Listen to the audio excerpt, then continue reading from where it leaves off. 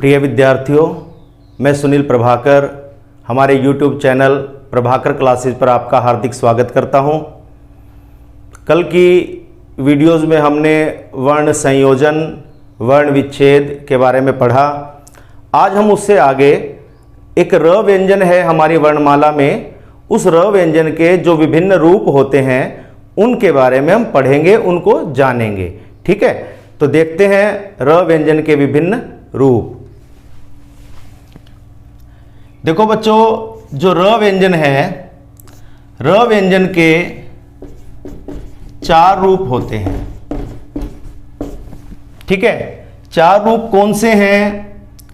एक ये रूप है जो शब्द के मध्य में, आरंभ में या अंत में प्रयुक्त होता है। शब्द में आपको जहां अन्य वर्ण होते हैं उसी स्थान पर यह वर्ण भी आपको दिखाई देता है। दूसरा रूप है जो शिरोरेखा से ऊपर जाता है।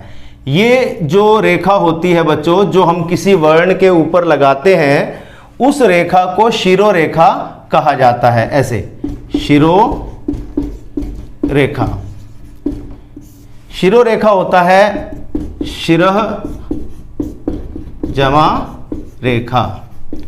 शिरः मैंने सिर और रेखा मैंने पंक्ति, लाइन। यानी एक ऐसी रेखा जो हम किसी के सिर पर लगाते हैं। तो हम किसी व्यंजन के सिर के ऊपर या किसी स्वर के सिर के ऊपर लगाते हैं, इसलिए इसे शिरोरेखा कहा जाता है।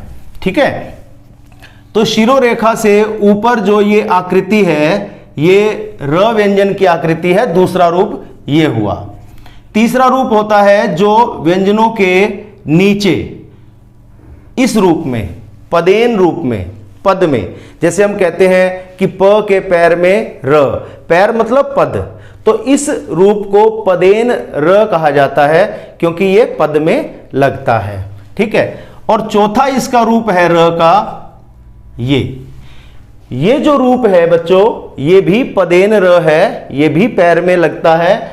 ठीक है, तो ये कुछ विशेष वर्णों में लगता है जो मैं आपको पहले की वीडियो में बता भी चुका हूं और आज इसको हम रिपीट करेंगे। अब आप देखिए, ये जो 4 रूप हैं, इनमें से आपको एक बात ध्यान रखनी है। इन र के इन 4 रूपों में से केवल एक ये रूप है जिसमें र व्यंजन में कोई स्वर जुड़ा हुआ नहीं है। बाकी जो 3 रूप हैं, 1, 2 और 3, इन 3 रूपों में र व्यंजन में कोई न कोई स्वर जुड़ा होता है। वो जरूरी नहीं है कि अ स्वर जुड़ा हो, कोई भी स्वर हो सकता है। आ भी हो सकता है, इ भी हो सकती है, ई भी हो सकती है, उ हो सकता है, उ हो सकता है। ऐसे कोई भी स्वर हो सकता है। अभी हम उनके उदाहरणों के माध्यम से समझेंगे। अब आप देखिए पहला रूप, र का सामान्य रूप।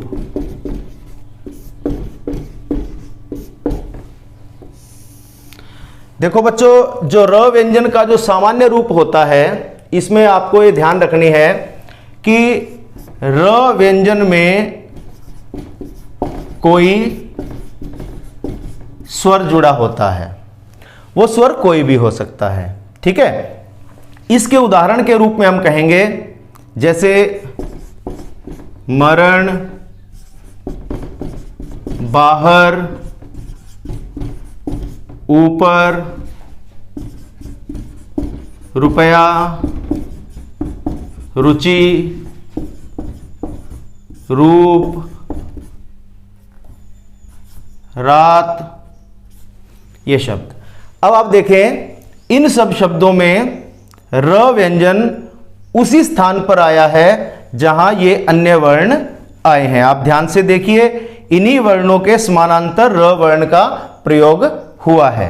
तो इस र के इस रूप को र का सामान्य रूप कहा जाता है। आप सभी में देखेंगे, यहां र व्यंजन में अस्वर है, यहां भी अस्वर है, यहां भी अस्वर है, यहां उ है, ह्रस्व उ, छोटा उ जिसे बोल देते हैं, यहां भी ह्रस्व उ जुड़ा हुआ है और यहां दीर्घ उ है, र में बड़ा उ जुड़ा है, यहां र में आ की मात्रा जुड़ी हुई है। तो इन सब उदाहरणों में र के सामान्य रूप का प्रयोग हुआ है। ठीक है बच्चों, इसके बाद आप देखेंगे र का जो अगला रूप है दूसरा, जो इस तरह से प्रयुक्त होता है। यहां बच्चों कई भ्रांतियां हैं, मैं आपकी आज वो भ्रांतियां दूर करूंगा। पहली भ्रांति यह है कि यह माना जाता है, कई जगह मैंने पुस्तकों में पढ़ा, कुछ वीडियोस में भी देखा, कुछ साथियों ने अपनी वीडियोस यूट्यूब पर डाली हुई हैं, उनमें देखा कि जो ऊपर का जो र है इसको वो रेफ बता रहे हैं। रेप ये होता है, ठीक है, रेप शब्द ऐसे लिखते हैं। पहली बात तो ये रेप होता है, ये संस्कृत का शब्द है, इसमें यहां नुक्ता नहीं लगेगा। कई जगह आप देखेंगे इसको रेफ बोलेंगे और यहां नुक्ता लगा देंगे। ये नुक्ता बच्चों यहां नहीं लगेगा। नुक्ता या तो अरबी या फारसी भाषा के शब्दों में लगता है या अंग्रेजी के शब्दों में लगता है। तो ये अरबी फारसी का नहीं है, अंग्रेजी का नहीं है, ये शुद्ध संस्कृत का शब्द है। रेप शब्द कैसे बना? र व्यंजन है जो अ स्वर से युक्त है, आप देखेंगे इसमें अ स्वर है। र व्यंजन में एक प्रत्यय होता है संस्कृत में इफ। र व्यंजन में जब इफ प्रत्यय जुड़ता है तो यहां इसकी संधि के कारण र में अ है और ये ई है, अ और ई की संधि के कारण ये ए हो जाता है और रेप शब्द बना है।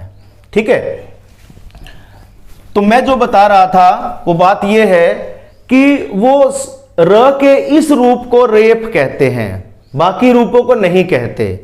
जबकि मैं कह रहा हूं कि र व्यंजन का कोई भी रूप हो वो रेप होता है। आप एक बात देखिए, जो हमारे स्वर हैं, जो व्यंजन हैं, उनको बोलने के लिए कई बार उन स्वरों या व्यंजनों के बाद कार प्रत्यय लगाया जाता है। जैसे स्वर हैं अ, आ, इ, ई, उ, ऊ, इस तरह से अन्य व्यंजन हैं जैसे क, ख, ग, ऐसे च, छ।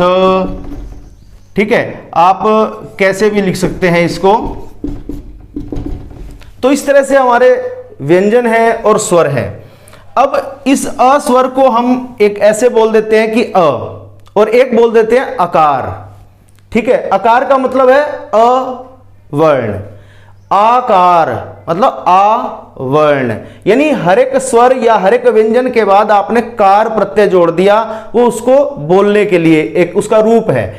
ई को बोलेंगे इकार, ई को बोलेंगे ईकार, उकार, ऊकार, ककार, खकार, गकार, चकार, छकार, यकार, रकार, लकार। तो ये जो र है इसको बोला जाता है रकार। ठीक है, आप हर एक स्वर हर एक व्यंजन को कार करके बोल सकते हैं, गलत नहीं है। ठीक है, तो ये रकार है। तो हर कोई भी स्वर या कोई भी व्यंजन होता है उसमें आप सिर्फ कार लगाकर उसको बोल सकते हैं।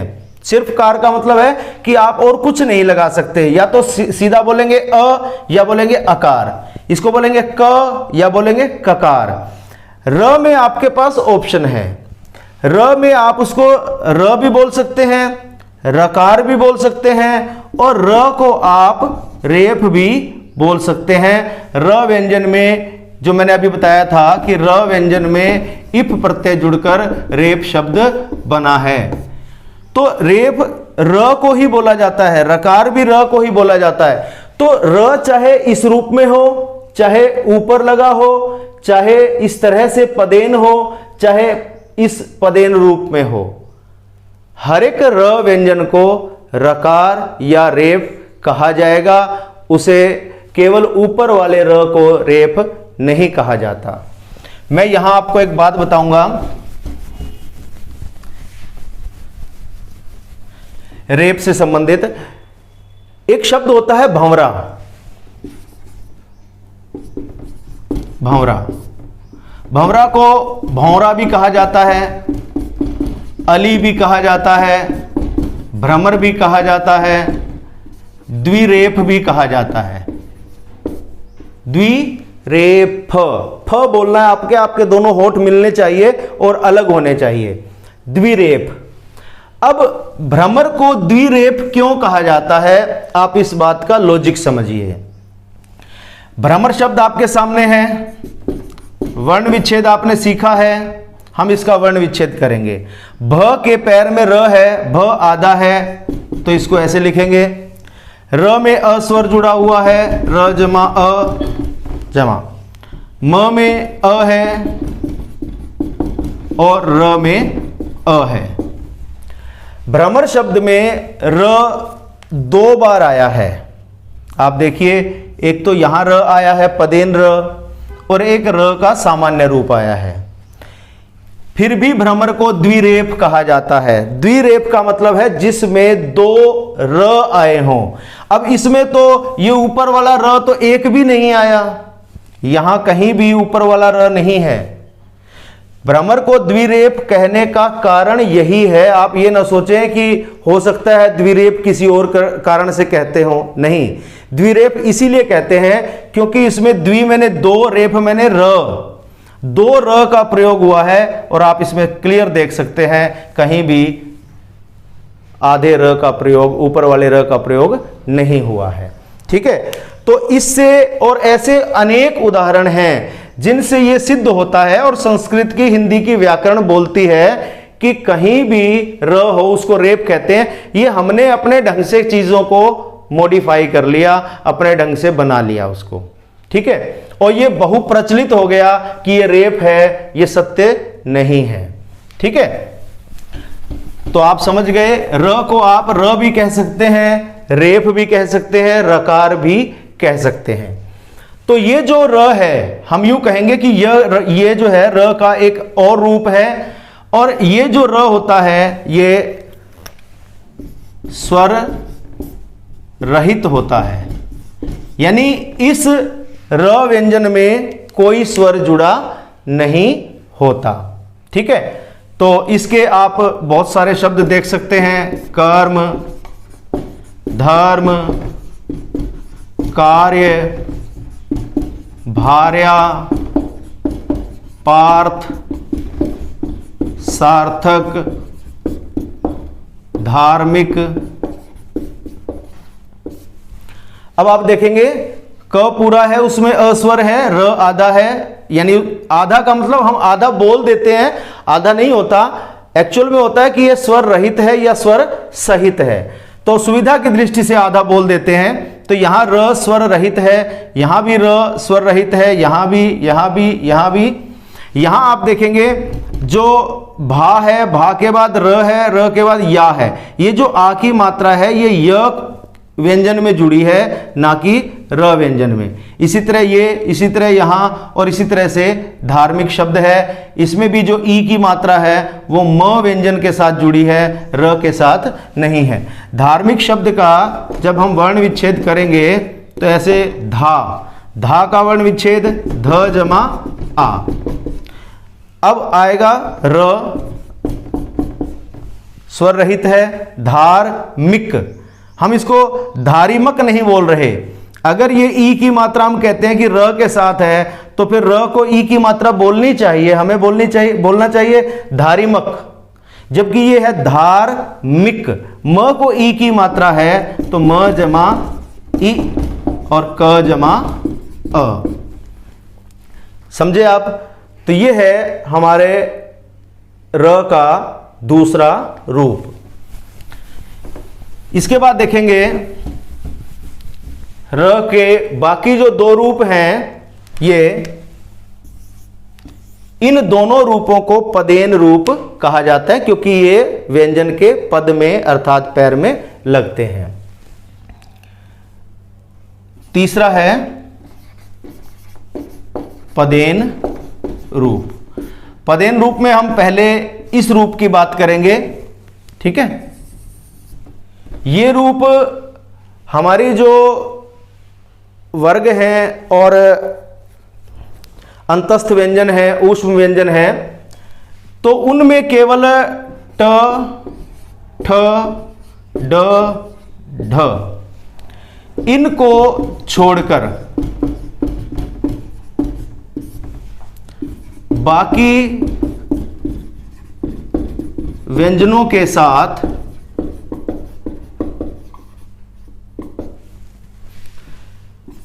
र के इस पदेन रूप का प्रयोग होता है।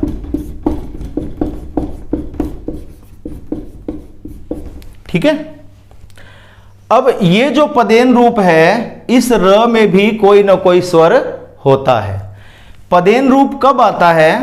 जब इससे पहले वाला जो व्यंजन होगा वो स्वर रहित होगा। अब आप इसमें देखेंगे, जैसे मरण शब्द है या क्रम शब्द है, मैं आपको इनका अंतर समझाता हूं।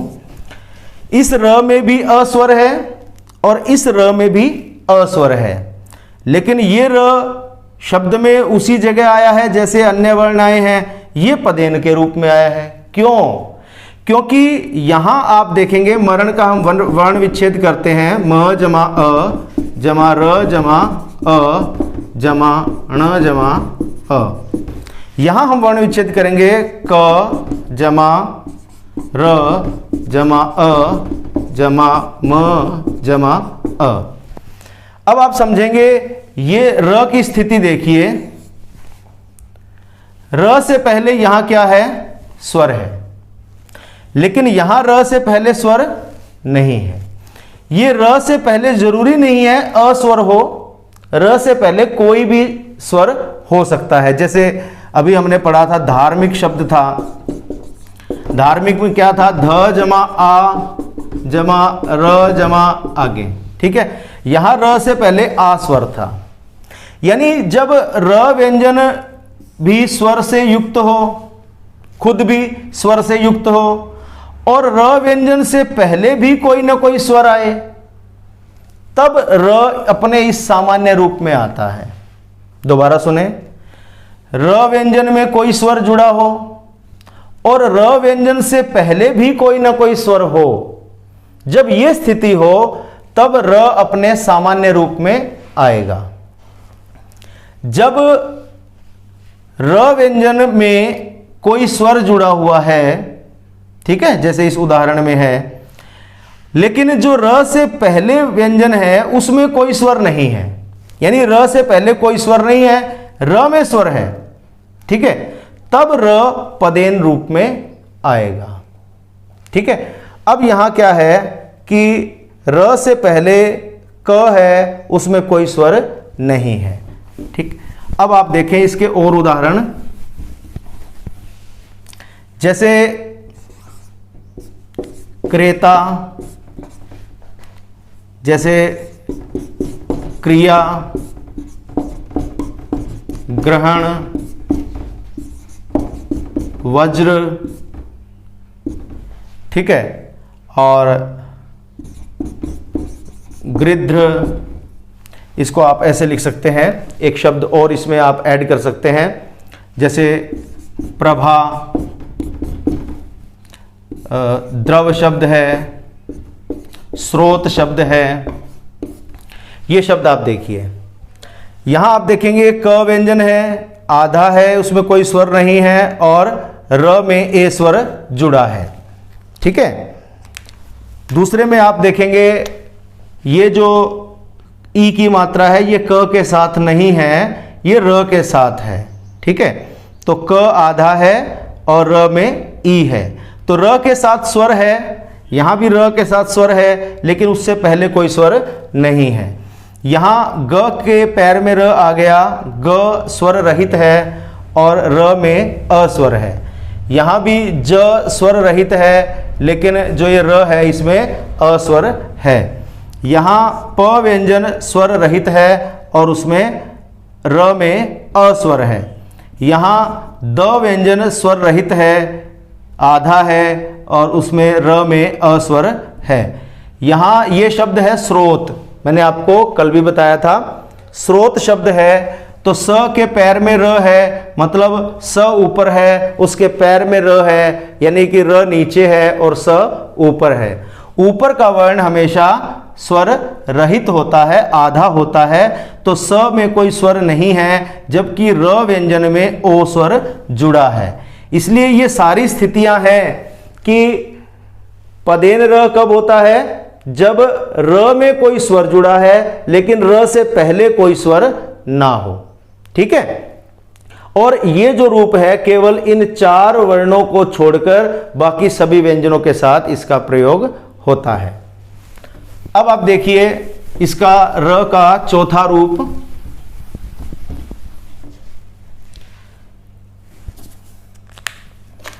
र व्यंजन का चौथा रूप है, ये भी पदेन र है, पदेन र, ये रूप। ठीक है, ये रूप किसके साथ लगता है, ट, ठ, ड और ढ। इन 4 व्यंजनों के साथ अगर ये व्यंजन स्वर रहित हैं, ऐसे हैं, और बाद में जो र आता है वो स्वर सहित होता है, तब इनका जो रूप है वो ऐसे हो जाता है, इसका ऐसे हो जाएगा, इसका रूप ऐसे हो जाएगा और इसका रूप ऐसे हो जाएगा। ठीक है, इसके आप उदाहरण देख सकते हैं, जैसे राष्ट्र शब्द है, उष्ट्र शब्द है, या अंग्रेजी के शब्द हैं इसके, ट्रक शब्द है, ट्रेन शब्द है। जिसे ड्र में मैंने कल भी बताया था, एक शब्द होता है पुंड्र, पुंड्र का अर्थ होता है सफेद कमल। ठीक है, या आप अंग्रेजी में शब्द है ड्रामा, ड्रग्स। तो ये जो सारे शब्द हैं, इन सारे शब्दों में ट के नीचे र लगा है, ट आधा है, इसमें कोई स्वर नहीं है, और इस र में अ स्वर है। ठीक है, मैं बार बार कह रहा हूं जरूरी नहीं है कि अ स्वर हो, ई स्वर भी हो सकता है। जैसे एक शब्द है, मान लो राष्ट्रीय, कोई भी स्वर हो सकता है। र व्यंजन में कोई स्वर जुड़ा होना चाहिए, चाहे वह कोई भी स्वर हो।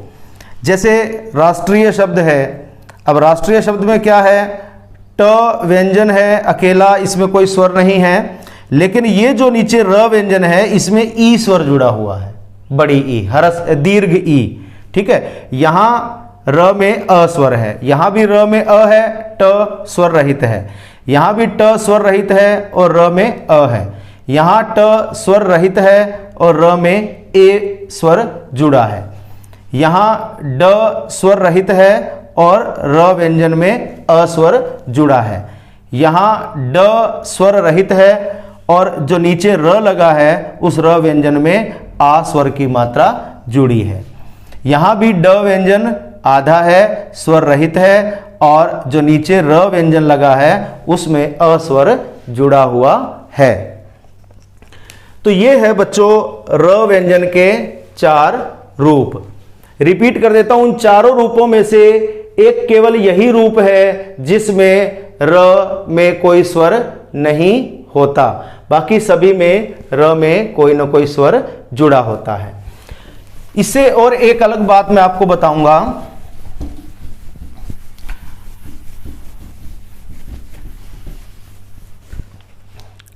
सूरदास जी ने लिखा है अपने पद में, प्रीति नदी में पाऊं न बोर्यो,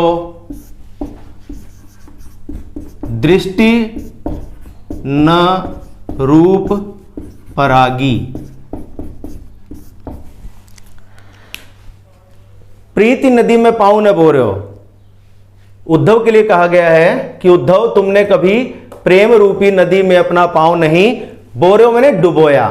और तुम्हारी दृष्टि श्री कृष्ण के रूप पर कभी मोहित नहीं हुई। जो मैं आपको बताना चाह रहा हूं वो बात यह है कि ये जो र का रूप है ये ऐसे लिखा हुआ है र, और य को इसके साथ जोड़ा गया है यहां ऐसे बीच थोड़ा सा नीचे, ऊपर नहीं यहां नीचे ऐसे करके, और इसको ऐसे जोड़ दिया। ये रूप आपको ब्रज भाषा की कविताओं में अक्सर मिलेगा। बिहारी लाल जी ने, तुलसीदास जी ने, सूरदास जी ने ब्रज भाषा में साहित्य लिखा है। उनके साहित्य में आप देखेंगे जहां उन्हें इस र का प्रयोग करना चाहिए था वहां उन्होंने इस र का प्रयोग किया है, इसका। यानी इस र को, जो कि आधा है, स्वर रहित है, जिसको हम ऐसे भी लिख सकते हैं, पर इसको आज ऐसे ना लिखकर और हम इस रूप में लिखते हैं, ऊपर ले जाते हैं, क्योंकि यह स्वर रहित होता है। यह स्वर रहित रूप को हम ऊपर ले जाते हैं।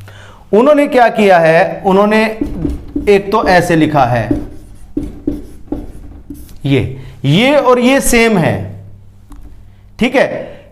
बस जब र को हल चिन्ह नहीं लगाना हो लेकिन उसको आधा दिखाना हो, दोबारा सुने, र व्यंजन को आधा दिखाना हो, आधा हो वो, लेकिन उसमें हल चिन्ह ना लगाना हो, तो क्या करते हैं, र के साथ य को यहां पर जोड़ देते हैं। यहां जोड़ने से ये हो जाता है कि ये र आधा है। अगर आप इसको ऐसे लिखेंगे,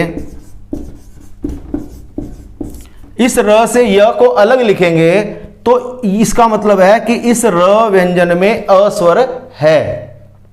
लेकिन इस तरह से जोड़ दिया, इसका मतलब है कि र व्यंजन में कोई स्वर नहीं है। आप इसको ऐसे लिख लें जोड़कर, अलग लिखना चाहते हैं तो आपको हल चिन्ह लगाना है।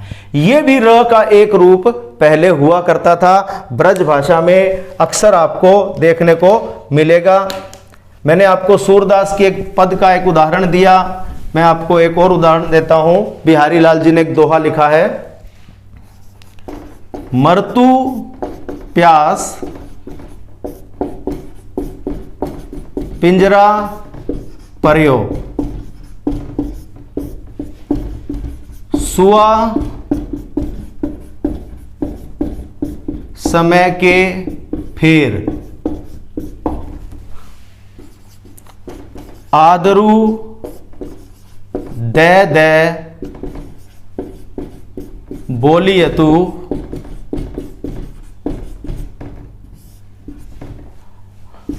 बायसु बलि की बेर।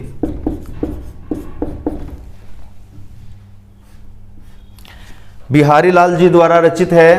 मरतु प्यास पिंजरा पर्यो, यानी मरतु मैंने मर जाता है, प्यास से पिंजरा पर्यो पिंजरे में पड़ा पड़ा। सुआ समय के फेर, सुआ होता है तोता, समय के फेर यानी समय का एक ऐसा चक्र आता है, एक ऐसा बुरा वक्त आता है इंसान के जीवन में कि जिस प्रकार बुरा वक्त आने पर तोता पिंजरे में पड़ा पड़ा प्यासा मर जाता है। आदरू दे बोलियतु, और आदर दे देकर, सम्मान दे देकर, बोलियतु मतलब बुलाया जाता है। बायसु, बायसु होता है कौवा, क्रो, काक। बायसु बलि की बेर, बलि की बेर होता है श्राद्ध पक्ष का समय। जब हम अपने पितरों का श्राद्ध करते हैं उस समय हम तोते को रोटी नहीं खिलाते, हम कौवे को रोटी खिलाते हैं और कौवे को कांव कांव करके उसे बुलाने की कोशिश करते हैं। वो एक समय का ऐसा फेर है कि वहां जो तोता है उसका आदर कम हो जाता है, उसका महत्व कम हो जाता है और उस समय में कौवे का आदर बढ़ जाता है। इसका कहने का अभिप्राय यह है कि कभी कभी भी जीवन में ऐसी विपरीत परिस्थिति आती है कि जो अयोग्य व्यक्ति होते हैं उनका आदर बढ़ जाता है और योग्य व्यक्ति एक कोने में पड़े रहते हैं। ठीक है, तो यहां मैं जो बात बताना चाह रहा था कि र व्यंजन में ओ स्वर र व्यंजन जो है उसमें कोई स्वर नहीं है। आधा र है तो आधे र को आज के समय में अगर हम प्रयोग शब्द लिखेंगे तो ऐसे लिखेंगे, ऐसे, क्योंकि आधे र को हम व्यंजन स्वर रहित र को कभी भी ऐसे नहीं लिखा जाता। र के 4 ही रूप हैं, ये या ये। र का ये रूप है ही नहीं कि जहां र को हल चिन्ह लगाया जाए। पुरानी हिंदी में था, लेकिन आज की जो खड़ी बोली है उसमें इस र का प्रयोग नहीं होता। तो इसको पहले ऐसे लिखा जाता था और इसको दूसरे रूप में ऐसे लिखा जाता था। जैसे मैंने बताया कि र अगर आधा है और बाद में य है तो उसको कैसे लिखेंगे, ऐसे लिख के र लिखेंगे और य को इसके साथ जोड़ेंगे। यहां ये र के साथ आपने य जोड़ दिया, इसका मतलब ये है कि ये र जो है वो स्वर रहित है। इसके बाद देखेंगे बच्चों, एक और रूप है, रूप तो नहीं है लेकिन एक और परिस्थिति है, मैं आपको वो भी बता दूं। एक शब्द होता है नैऋत्य, ठीक है, इसे नैऋत्य शब्द भी बनता है। पहले तो ये शब्द बता दूं इसका अर्थ क्या होता है। ये हमारी 4 दिशाएं हैं, उत्तर, दक्षिण, पूर्व और पश्चिम। 4 मुख्य दिशाएं हैं, इन मुख्य दिशाओं के बीच में से 4 कोण निकलते हैं। तो ये जो दक्षिण और पश्चिम दिशा के बीच का जो कोण है, जिसे दक्षिण पश्चिम दिशा कहा जाता है, इस कोण का नाम है नैऋत्य। नैऋत्य भी लिखते हैं और नैऋत्य भी लिखते हैं, ठीक है। अब आप देखें कि ये र ऊपर है और ये री है, ये कैसे आया। अभी हम बार बार यूं कह रहे थे कि र ऊपर तब आता है जब र में कोई स्वर जुड़ा नहीं होता, पर ये इसका अपवाद है। बच्चों आप देखेंगे कि एक र व्यंजन लेते हैं, कोई भी व्यंजन है, र से पहले मैं और बता दूं, कोई भी व्यंजन है उसमें जब री की मात्रा जुड़ती है तो ऐसे हो जाता है, ठीक है। जैसे स व्यंजन में आपने री की मात्रा जोड़ी तो ये श्री बन गया, सृष्टि, ठीक है, कृपा। ऐसे ही अगर आप ग व्यंजन में री की मात्रा जोड़ते हैं तो ये इस तरह से बन जाता है, जैसे गृह, गृहीत। लेकिन एक र व्यंजन है कि जब र व्यंजन में आप री की मात्रा जोड़ते हैं तो कभी भी ऐसे नहीं लिखा जाता, ये ऐसे नहीं लिखा जाता। र व्यंजन में जब री की मात्रा जुड़ती है तो ऐसे लिखा जाता है, र को ऊपर लिखते हैं और नीचे री को लिखते हैं। ये आपको बस एक आध किसी शब्द में ही देखने को मिलेगा, आमतौर पर इसका आपको और रूप नहीं मिलेगा और उदाहरण नहीं मिलेंगे, ठीक है। तो ये एक अपवाद है, इसमें आप ये नहीं कह सकते कि र आधा है, र व्यंजन में कोई स्वर नहीं है। यहां र व्यंजन में री स्वर जुड़ा है, ठीक है। तो ये उसका अपवाद है जो हम बार बार कह रहे हैं कि जो ऊपर र लगता है उसमें कोई भी स्वर जुड़ा नहीं होता। वो बात सही है, लेकिन ये उसका एकमात्र अपवाद है। र के साथ री की मात्रा इसी तरह से लगती है, ठीक है बच्चों। तो प्यारे बच्चों, उम्मीद करता हूं आप लोगों को र के विभिन्न रूप समझ में आए होंगे। आपको एक बात ध्यान रखनी है, मैं बार बार एक ही बात बोलता हूं कि आप पूरी वीडियो देखें, फॉरवर्ड ना करें। अगर आप बीच बीच में से फॉरवर्ड कर करके देखेंगे तो बहुत सारे आपके महत्वपूर्ण तथ्य, बातें इसमें छूट जाएंगी, क्योंकि हर एक जगह बहुत बारीकी होती है बताने की, वो आपकी छूट जाएगी। वीडियो छोटी है, लंबी है, आपको पूरी देखनी है। अगर आपको उस टॉपिक की पूरी जानकारी लेनी है, आपको हिंदी के बेस को समझना है और हिंदी की पूरी व्याकरण को एक अच्छे तरीके से करना है, तो मेरा आपके लिए सुझाव है कि आप पूरी वीडियो देखें और एकाग्रचित्त होकर देखें। आप ये भी कर सकते हैं कि जब आप वीडियो देख रहे हैं तो आप अपनी कोई कॉपी या पेन साथ में लेकर बैठें, ताकि कोई महत्वपूर्ण बात है आपको नोट करनी है तो आप उसमें कर सकें। तो ये हमारा आज का र के विभिन्न रूप का टॉपिक समाप्त हुआ। एक नए टॉपिक के साथ हम जल्द ही आपके सामने हाजिर होंगे। धन्यवाद।